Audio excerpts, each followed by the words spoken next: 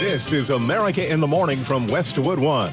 Good morning, I'm John Trout. It's Thursday, June 12th, 2025. Here's what's coming up on America in the Morning.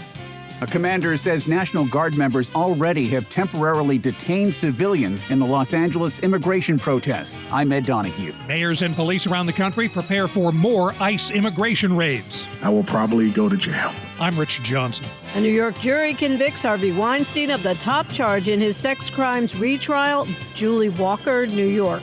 The Trump administration wants to deport Mahmoud Khalil, but a federal judge says not so fast. I'm Clayton Neville. On Wall Street, stocks are coming off a losing day, even with better than expected inflation numbers. I'm Jessica Ettinger. A change in Middle East embassy staffing, and a DNC leader hands in his resignation. All ahead on America in the Morning.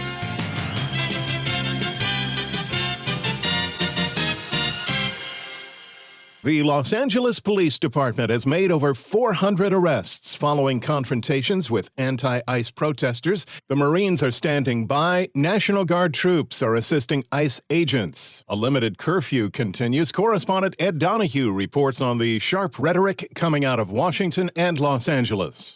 A commander says National Guard members already have temporarily detained civilians in the Los Angeles immigration protests. Major General Scott Sherman says it's all part of the Guard's duties. So strictly for the protection of the federal personnel and the protection of the federal building, they're allowed to temporarily detain and wait for law enforcement to come and arrest them.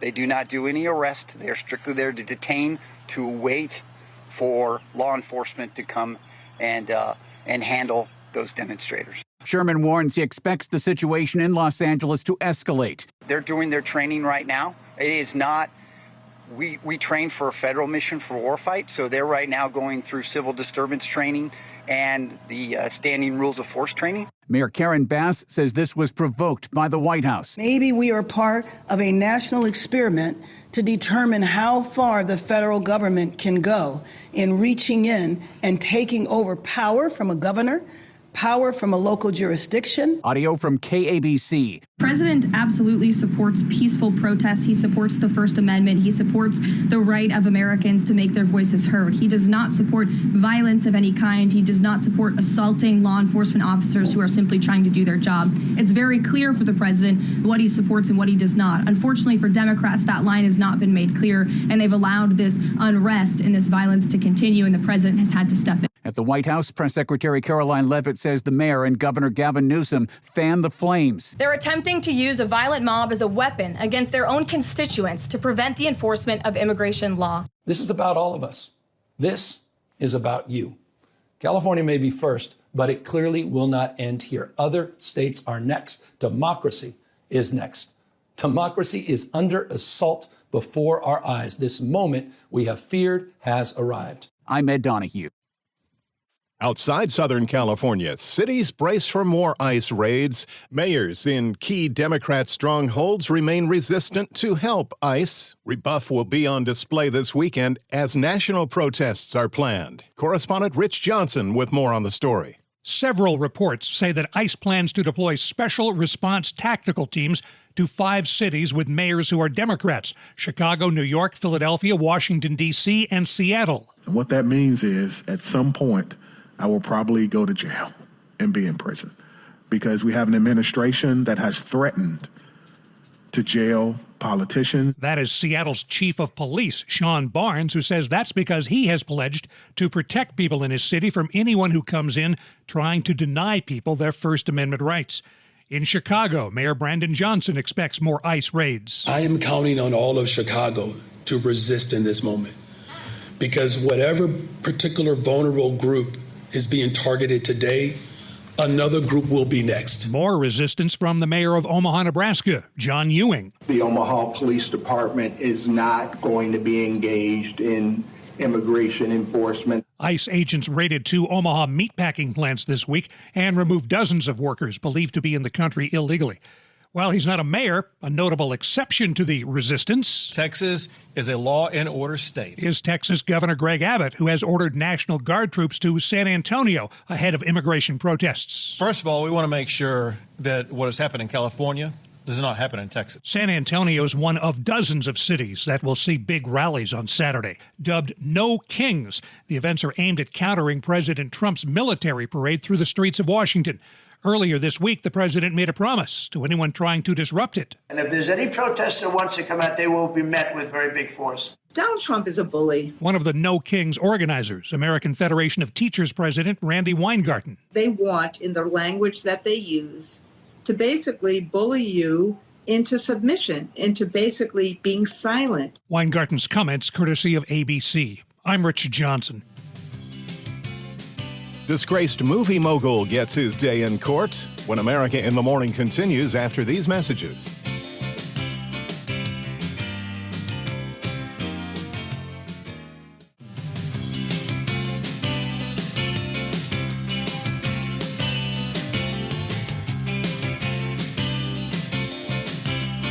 Welcome back this Thursday to America in the Morning. The most likely area for thunderstorms today. Here's AccuWeather.com meteorologist LaTroy Thornton. There are actually two areas with a relatively similar chance for some gusty thunderstorms to develop late this afternoon and into tonight. The westernmost zone stretches largely north to south from eastern Colorado through central and eastern New Mexico, right into the Big Bend of Texas, and northeastward from Colorado across most of western and northern Nebraska and much of the I-90 zone in South Dakota. The smaller eastern zone of severe extends from around Austin, Texas, across northwestern Louisiana and southern and eastern Arkansas into the Memphis, Tennessee area. In both of these zones, thunderstorms may be able to produce strong winds of at least 60 to 70 miles per hour at times, along with hail and flash flooding. But the risk for flooding will already be high in some of these same parts of the South, even outside of the threat for severe thunderstorms and their intense downpours as the storm crawls its way through the southern plains and heads toward the Ohio Valley through the end of the week. Today will mean another day of high rainfall rates at times, mainly from southeast Texas toward the Louisiana border and the Arklatex area in general, with total rain from yesterday through Friday likely to reach at least 2 to 4 inches from around the southern terminus of I-35 in Laredo, Texas, through the Texas Gulf Coast north of Corpus Christi, most of the Dallas Metroplex, southeastern Oklahoma, and southwestern Arkansas. Outside of these zones, most of the southeast and parts of the Midwest from Missouri into northwestern Illinois and southern Minnesota stand at risk for mainly afternoon thunderstorms.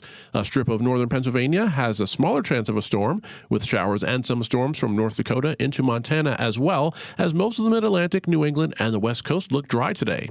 In Des Moines, Iowa, expect some sun with a risk for an afternoon thunderstorm and a high of 87. For Seattle, clouds give way to sun with a high of 67. I'm AccuWeather.com meteorologist LaTroy Thornton. Follow us wherever you get your podcasts. Just search America in the Morning in your favorite listening app. Mixed verdict. The Harvey Weinstein sex crimes trial in New York continues. Convicted on one sexual assault charge, acquitted on another. Correspondent Julie Walker reports. A New York jury convicts Harvey Weinstein of the top charge in his sex crimes retrial, but acquits him of another charge and is still deliberating a third. That acquittal relates to Kaya Sokola. Still, she calls the partial verdict a victory. I am very happy. He's convicted, and that's all that matters. That guilty verdict for charges related to Mimi Haley, who also testified in the first trial where the conviction was overturned. Testifying in the face of constant disruptions, victim shaming, and deliberate attempts to distort the truth was exhausting and at times dehumanizing. But today's verdict gives me hope. Before the partial verdict, Weinstein, who says he's not guilty, pleaded with the judge to call a mistrial after jurors complained they weren't getting along. I'm just obviously relieved again. I didn't think I would be revisiting this, and I hope I don't revisit it after this, and I hope it is finally over. Julie Walker, New York. A federal judge weighs in on the Trump administration's effort to deport Columbia University anti-Israel activist Mahmoud Khalil. Correspondent Clayton Neville has the latest. The Trump administration is taking Mahmoud Khalil's green card and claims that his allegiance lies with Hamas. Khalil helped lead the anti-Israel demonstrations at Columbia University and was detained by U.S. immigration officials months ago. This week at a federal hearing, Khalil was able to see his young child for the first time since being taken into custody. Norma Amin with the ACLU said it was a fight to get that to happen. We want parents and children together. In fact, ICE's directives say that that's what we want. And yet it was a fight that lasted nearly 48 hours with 50 attorneys, with hundreds of people across the country working to get one man 1 hour to hold his baby. The federal judge in New Jersey presiding over the case blocked the Trump administration from removing Khalil from the country based on Secretary of State Marco Rubio's suggestion that Khalil's continued presence here would pose a risk to foreign policy. The judge is yet to rule on a second set of charges, which stem from DHS's allegations that Khalil withheld information on his green card application. I'm Clayton Neville. Done.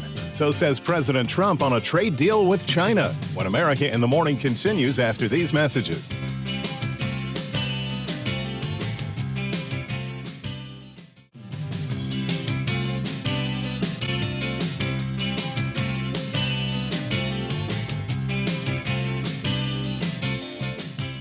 The Business Report is brought to you by Fisher Investments. Fisher Investments is a fiduciary, always putting clients' interests first. Learn more at FisherInvestments.com. Trade talk and more in the Thursday Report. Here's CNBC's Jessica Ettinger. Wall Street opens this morning after a losing day for stocks. Markets started out higher yesterday on cooler than expected inflation and President Trump's post that said a deal with China is done.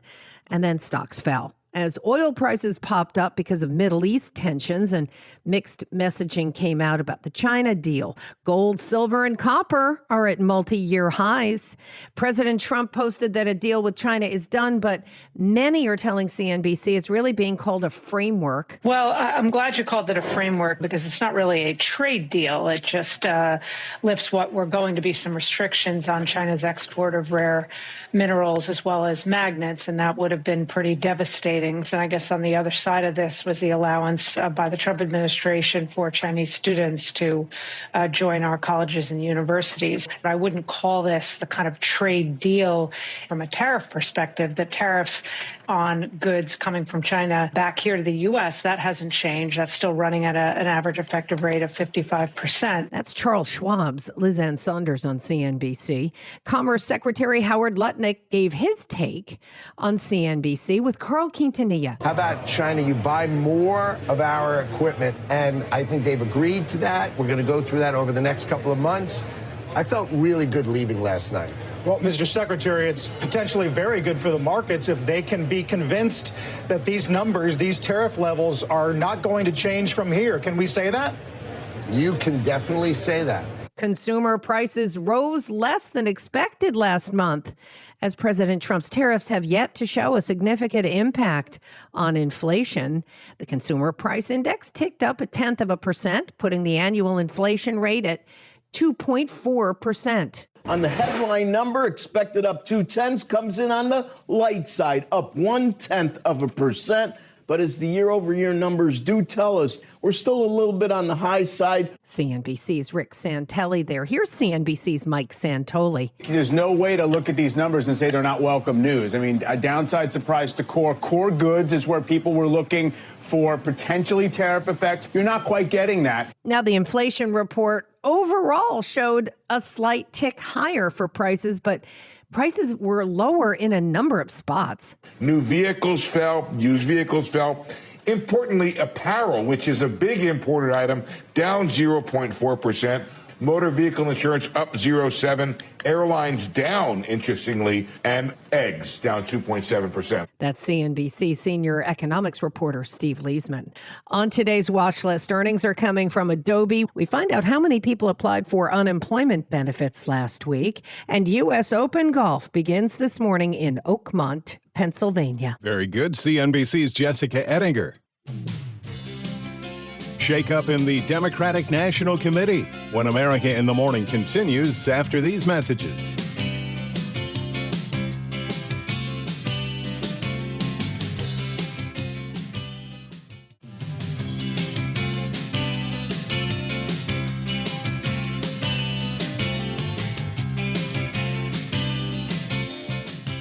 The U.S. State Department is reducing its presence of personnel at embassies and consulates in the Middle East. Correspondent Lisa Dwyer has details.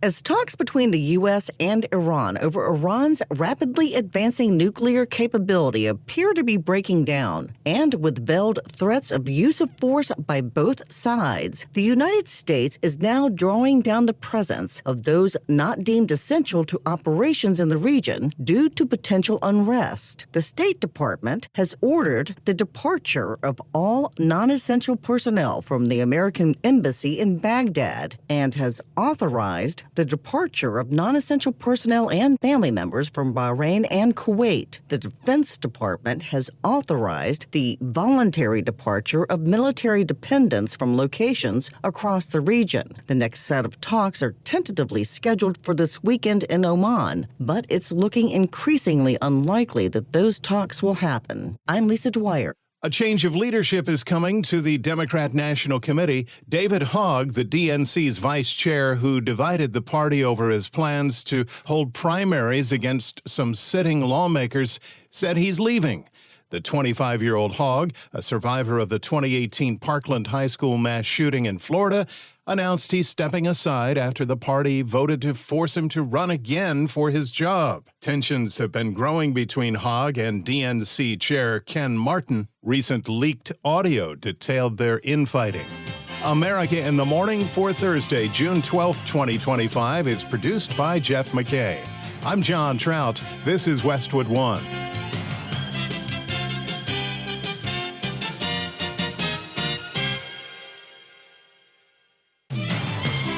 This is America in the Morning from Westwood One. I'm John Trout. Coming up this half hour. Federal authorities have begun charging protesters with throwing Molotov cocktails during protests. We have FBI collecting video. I'm Lisa Dwyer. Immigration authorities raided Glen Valley Foods in Omaha. And they were taking fingerprints. I'm Jennifer King. President Trump touting America's relationship with China. I'm Clayton Neville. Southern Baptist Convention is urging the Supreme Court to overturn its ruling that legalized same-sex marriage. I'm Sue Aller. Big Hollywood Studios sues small tech AI company. I'm tech correspondent Chuck Palm. What are the biggest busts at the box office so far in 2025? I'm Kevin Carr. Back after these messages.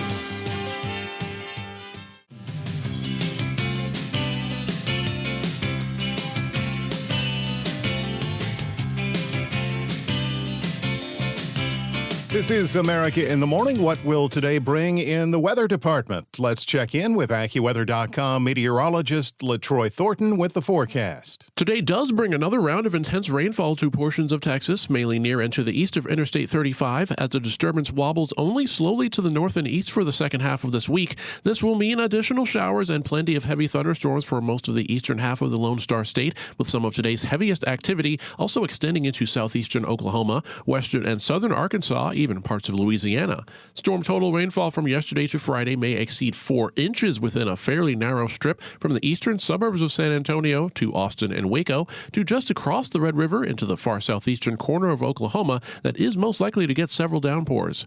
However, today's precipitation in that area also includes the risk for thunderstorms to turn severe late today and into tonight, mainly from the Austin area along the I-10 corridor of western Louisiana, then across far northwestern Mississippi and southern Arkansas as well. These storms may bring hail, damaging winds, and of course flash flooding. However, thunderstorms developing from far west Texas through areas near and to the east of Interstate 25 in Colorado and north and east into southern South Dakota may also bring similar risks.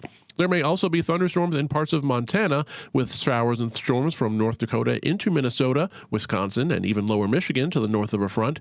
A surge of moisture also helps to fuel the risk for an afternoon thunderstorm over much of Missouri and parts of southeastern Kansas, as fairly typical spotty afternoon thunderstorms rebuild across the southeast. Even the risk for very widely separated storms late today or early this evening, mainly in northern Pennsylvania. The west looks dry and warm today, at least away from the coastline. That's the weather across America. I'm AccuWeather.com meteorologist LaTroy Thornton. Follow us wherever you get your podcasts. Just search America in the Morning in your favorite listening app. Protests were somewhat less volatile in Los Angeles, as well as in cities including San Antonio, Chicago, and New York yesterday. Federal authorities are now scouring cameras and social media and ramping up arrest efforts. Lisa Dwyer reports that while the National Guard is on the ground in L.A., they've been tasked with escorting ICE agents who've held raids in a number of L.A. neighborhoods looking for people in the nation illegally. This was provoked by the White House. The reason why, we don't know. I posit that maybe we are part of a national experiment to determine how far the federal government can go in reaching in and taking over power from a governor, power from a local jurisdiction. Federal authorities have begun charging protesters with throwing Molotov cocktails during protests in the Los Angeles area. We have FBI collecting video, we are collecting body cam, we're collecting social media, we're collecting everything. U.S. Attorney Bill Asaley. And we're going to take our time, we're going to identify people. They think the mask is saving them, it's not saving them. Asaley says the president had no choice but to call in the National Guard to protect our assets and our personnel. Our agents and our law enforcement were overwhelmed, and we are grateful for the help of the National Guard that we've received. California's Governor Gavin Newsom refutes that idea. If some of us could be snatched off the streets without a warrant, based only on suspicion or skin color, then none of us are safe. Authoritarian regimes begin by targeting people who are least able to defend themselves, but they do not stop there. Trump and his loyalists, they thrive on division because it allows them to take more power and exert even more control. Saying Trump's actions illegally and for no reason. This brazen abuse of power by a sitting president inflamed a combustible situation. Sound courtesy KABC 7 Los Angeles. I'm Lisa Dwyer. Immigration crackdowns aren't limited to L.A. An Omaha plant was raided in what ICE officials say was likely the largest worksite enforcement operation in Nebraska since the start of President Trump's second term. As correspondent Jennifer King reports, the ICE apprehensions are being met with mixed reviews in Nebraska's largest city, with some saying it's necessary. Others decry the separation of families, and those concerned their businesses will suffer.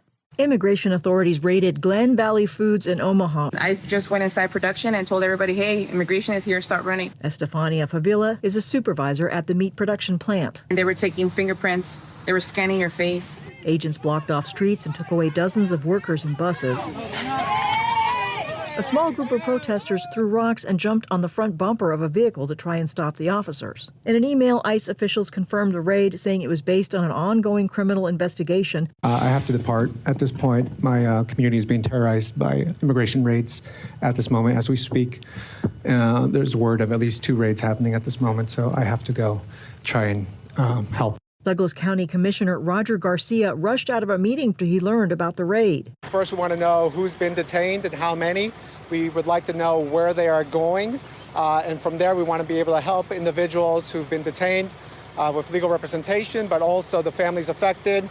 From today's raids, there are bound to be children left without parents. There are bound to be spouses left without husbands and wives. And so there's going to be a lot of hurt in this community today, and we're going to try to help them as best as we can. Audio courtesy KETV. Glen Valley Foods President Chad Hartman says the company follows the law using E-Verify, the federal database used to check the immigration status of employees. Hartman says ICE agents who carried out the raid told him the E-Verify system is broken. We're concerned for the children that are going to be separated from their parents. We're concerned for the economy. Businesses are shut down today on 24th Street, and this is impacting the economy in Omaha in general for all. I'm Jennifer King. The Trump administration is taking steps to finalize a trade agreement between the U.S. and China. Correspondent Clayton Neville reports. President Trump posted on social media that the U.S. has reached a trade agreement with China following 2 days of negotiations in London. He said the deal's done subject to his final approval and the approval of President Xi in China. According to the president, the U.S. is getting a total of 55% tariffs and China is getting 10%. He called the relationship between the two countries excellent. Treasury Secretary Scott Bessent spoke about the deal on Capitol Hill. China has a singular opportunity to stabilize its economy by shifting away from excess production towards greater consumption. But the country needs to be a reliable partner in trade negotiations. If China will course correct by upholding its end of the initial trade agreement we outlined in Geneva, and I believe after our talks in London they will, then the rebalancing of the world's two largest economies is possible. China reportedly agreed to lower its tariffs on most U.S. goods to 10% from 125%. U.S. Commerce Secretary Howard Lutnick spoke with CNBC about the deal. But the end result was they are on, the 20% fentanyl tariffs are on, and the 10% reciprocal tariffs are on. So we have 30 for this, plus the 25 from this first term. You know, we're in a very good position. We like our position. We like the way things are working with China. We got to a very positive place because of the call. I mean, it really was the call that Donald Trump had with President Xi last Thursday. I mean, think about it. They agreed to get together right away. White House Press Secretary Caroline Leavitt reiterated President Trump's stance that full magnets and any necessary rare earths will be supplied up front by China. That were agreed upon in Geneva for the release of some of those critical minerals and the magnets from China to the United States. And we have agreed to fully comply with the Geneva Agreement as well. The agreement meant to give the U.S. and China more time to broker a more expansive deal. That deadline, August 10th. I'm Clayton Neville. Among the stories we're covering next, Musk apology, legal challenge from Southern Baptists. When America in the Morning continues after these messages.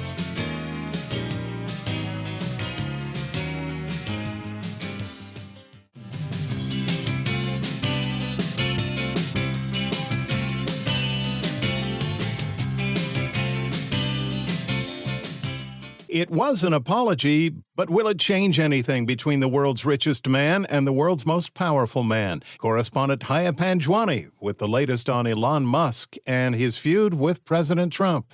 Elon Musk says that he regrets some of his posts about President Donald Trump. Writing on his social media platform X, Musk says, "I regret some of my posts about President @real Donald Trump last week. They went too far." At the height of his feud with his former advisor, Trump said, "I'm very disappointed in Elon." But after Musk's apology, White House Press Secretary Caroline Leavitt says about Trump, The president acknowledged the statement that Elon put out this morning, and he is appreciative of it, and we are continuing to focus on the business of the American people. Musk had earlier deleted a post in which he claimed, without evidence, that the government was concealing information about the president's association with infamous pedophile Jeffrey Epstein. Haya Panjwani, Washington.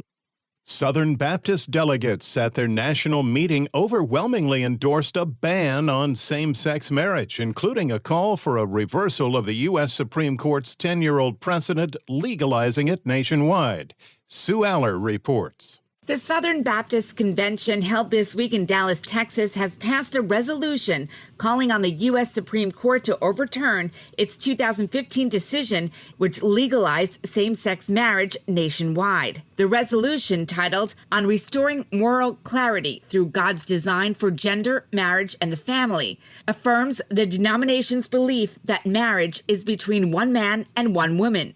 It urges lawmakers and the courts to revisit and reverse the landmark ruling. While non-binding and without legal authority, the resolution reflects the ongoing stance of the nation's largest Protestant denomination, representing more than 4.3 million weekly churchgoers on LGBTQ+ issues. Supporters say the resolution defends biblical values and religious liberty. Critics argue it seeks to roll back hard-won rights for same-sex couples and ignores the growing national support for marriage equality. The Supreme Court has given no indication that it plans to revisit the 2015 ruling. I'm Sue Aller. Who says you can't come home again? Correspondent Marcela Sanchez reports how an American auto manufacturing company plans to relocate production back to the United States. General Motors announced plans to invest $4 billion to shift some production from Mexico to U.S. manufacturing plants. GM says the investment will be made over the next 2 years and is for its gas and electric vehicles. The company says it will also be able to assemble more than 2 million vehicles per year in the U.S. President Trump signed executive orders in April, relaxing some of his 25% tariffs on automobiles and auto parts. Automakers and independent analysis say the tariffs could raise prices, reduce sales, and make U.S. production less competitive worldwide. Last month, GM lowered its profit expectations for the year as it braces for a potential impact from auto tariffs as high as $5 billion in 2025. General Motors shares rose almost 1% before the opening bell Wednesday. I'm Marcela Sanchez. 2 major Hollywood studios are joining forces to sue an AI company for copyright infringement. Chuck Palm has details in today's Tech Report.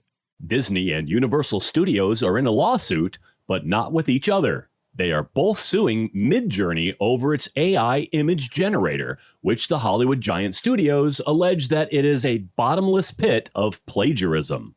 The 2 studios claim that Midjourney's tool makes innumerable copies of characters, including Darth Vader, Frozen's Elsa, and Minions from Despicable Me. Disney's chief legal officer, Horacio Gutierrez, said the firm was optimistic about how AI can be used responsibly as a tool to further human creativity, but that piracy is piracy, and the fact it's done by an AI company does not make it any less infringing. In the complaint, Disney and Universal said that Midjourney has made $300 million last year alone and is planning a soon-to-be-released video service. Copyright law says that creativity can build on other works as long as it adds something new. Midjourney identifies themselves as an independent research lab and states they are a small, self-funded team with less than a dozen full-time staffers. For more tech news, find me on X at Chuck Palm. Thursday Sports is in. Here's America in the Morning's Robert Workman. Game 3 of the NBA Finals in Indianapolis last night. The Pacers topped the Thunder 116-107, coming on strong after trailing by 5 entering the fourth quarter. Benedict Mathurin had 27 points off the Indiana bench to lead all scorers, including the go-ahead tray. Just staying ready. Whenever my number gets called, just to go in the game and, do the right things and trying to have my team win. Tyrese Halliburton was 1 rebound shy of a triple-double. Pacers now lead it 2-1, right back at it Friday night in Indy. Game 4 of the Stanley Cup Finals is tonight in Florida. The Panthers lead the Oilers 2-1 as they go for the repeat. Baseball, the Orioles took a page out of the Pacers' book, scoring 7 times in the 8th inning to pull away from the Tigers 10-1. Giants got 7 runs over the last 2 innings to scale the Rockies 10-7. Astros whipped the White Sox 10-2. Guardians gouged the Reds 11-2. Carlos Santana with a grand slam. Eugenio Suarez belted his 3rd Granny of the season as the Diamondbacks sank the Mariners 5-2.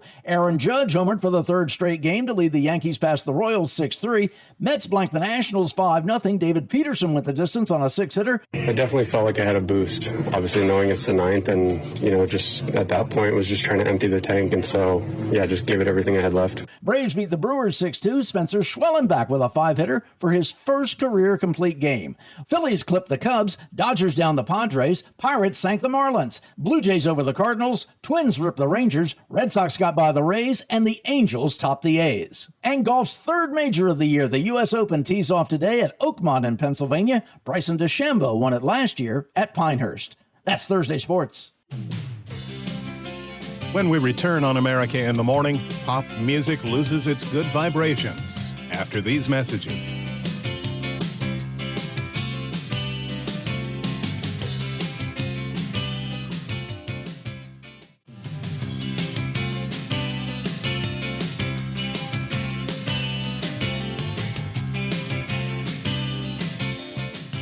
You're with America in the Morning. His name was synonymous with summer in the 1960s. Brian Wilson, the co-founder of the legendary group The Beach Boys, has passed away. Ed Donahue takes a look back at the artist whose hits included Surfin' USA, Good Vibrations, and California Girls. The leader of the Beach Boys, Brian Wilson, has died. Surfin' USA. Brian was the eldest and last surviving of the 3 musical Wilson brothers. For some reason, people want to see us all together.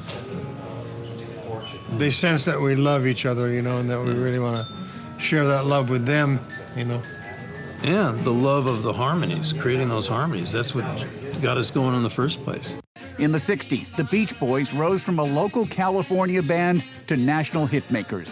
In 2011, Wilson told the AP he loves songwriting. It's all in the labor of love. You know, it's something I have to do because I need to keep myself financially secure, and I want to make people happy, and I want to bring joy to people. Brian Wilson dealt with his demons. He feuded with band members over songwriting credits. In 1969, he left the band. I can't seem to write a song on the road, you know, and I was gun-holder. I was really full of a lot of ideas and thoughts.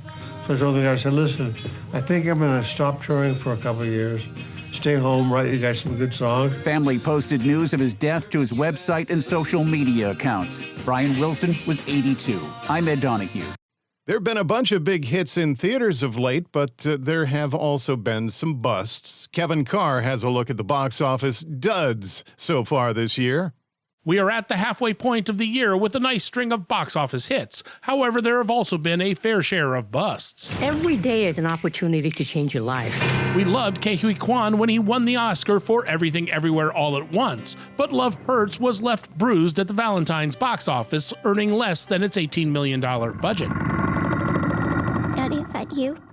Blumhouse's reboot of The Wolfman was meant to howl. However, it only grossed $35 million worldwide and failed to reboot the Universal Monsters franchise. You're either in or you're out. The Alto Knights proved that star power doesn't guarantee success. Oscar winners Robert De Niro in a dual role and Barry Levinson were not enough, generating only $9 million against a budget north of $40 million. Yeah, I should have read through it. Bong Joon-ho's Mickey 17, starring Robert Pattinson as a working stiff in space who is cloned every time he dies, was a follow-up to his Oscar-winning Parasite, and it grossed $132 million worldwide. It's just too bad he spent $118 million to make it. Hello? Is there anybody here? And finally, the biggest bust so far in 2025 almost everyone saw coming.